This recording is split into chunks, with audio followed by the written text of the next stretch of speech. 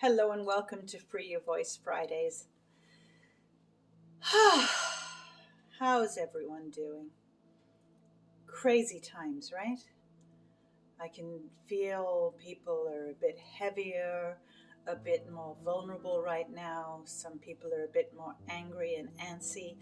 I certainly have ridden the wave of all of that in the last few weeks, and even been a bit melancholy. And I've noticed that when I'm melancholy, and I don't know if this is the same for you, I get a bit more vulnerable and I'm more easily triggered. And all the stuff I know and all the tools I have are a little bit more difficult to access, but I'm very fortunate that I have those tools. So today I wanted to talk about nooses again, and especially the specific nooses of guilt and shame in particular.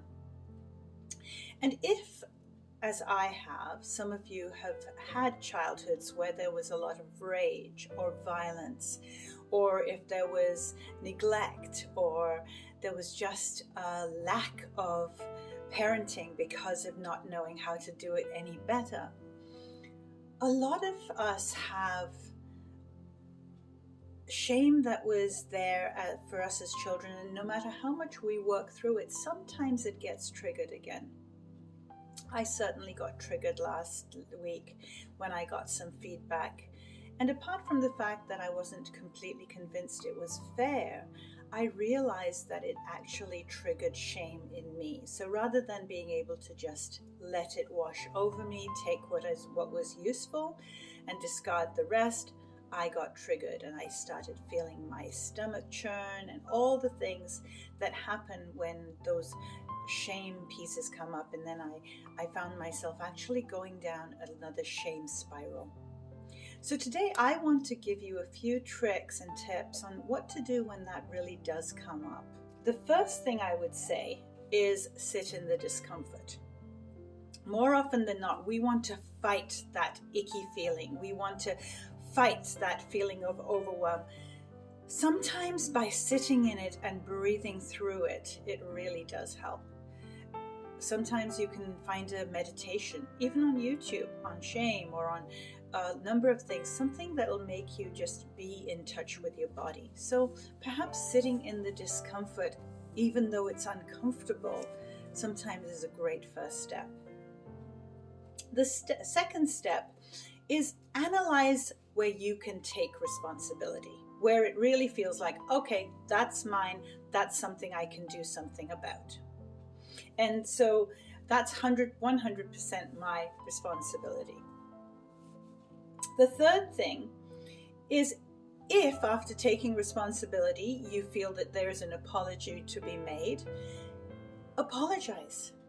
Say you're sorry, and do it authentically and genuinely, and then that's, as long as you know it's coming from a place of genuine taking responsibility, it will be accepted. And if it isn't, that's on the other person.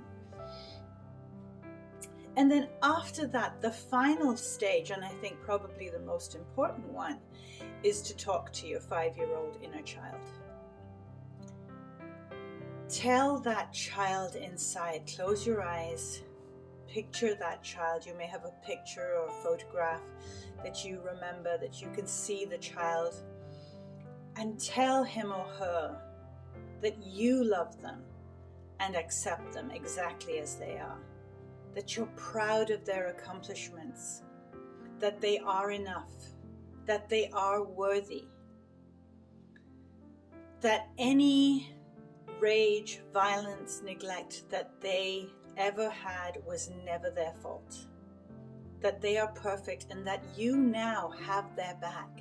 You now reclaim them, and you will never let them feel unsafe, unheard, unloved again. So that's what I wish for you today. I wish your inner child love and peace and a feeling of safety.